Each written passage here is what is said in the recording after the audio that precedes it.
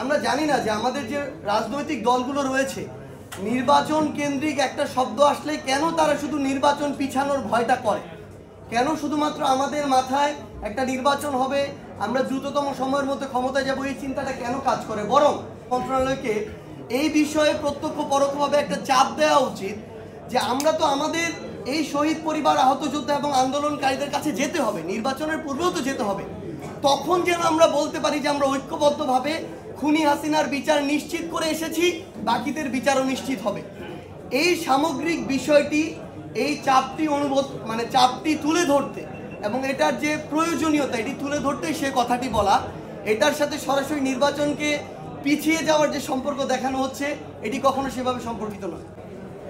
আর দেখুন, সবচেয়ে গুরুত্বপূর্ণ বিষয় হচ্ছে যখন আমার হাজারের উপর মানুষকে এভাবে হত্যা করা হয়েছে, এখনো আমাদের মায়েরা, বাবারা তাদের সন্তানের লাশ কোথায় দাফন করা হয়েছে, কোথায় আছে এটা খুঁজে বেড়াচ্ছে। এবং সে সময় পরিপ্রেক্ষিতটা এমন ছিল যে আমরা রায়ের বাজারের সেই কবরস্থানে গিয়েছি যেখানে শতাধিক লাশ বেওয়ারিশভাবে দাফন করা হয়েছে, অথচ তাদের প্রত্যেকেরই ওয়ারিশ রয়েছে। আমাদের সামনে দুইজন মা, শহীদের মা, অঝরে কান্না করছেন। আমরা আমাদের জায়গা থেকে ব্যক্তিগতভাবে আমাদের যদি ওইটুকু অনুভূতি, সহমর্মিতা থাকে, তাহলে যে কেউ বিবেকবান একজন মানুষ এটুকু দাবি করবে যে যেই খুনির নির্দেশে এই এত বড় একটি হত্যাকাণ্ড হলো 1971-এর পরে বাংলাদেশের ইতিহাসে, অন্তত ওই খুনির বিচারটা আমরা এই বাংলাদেশে দেখতে চাই।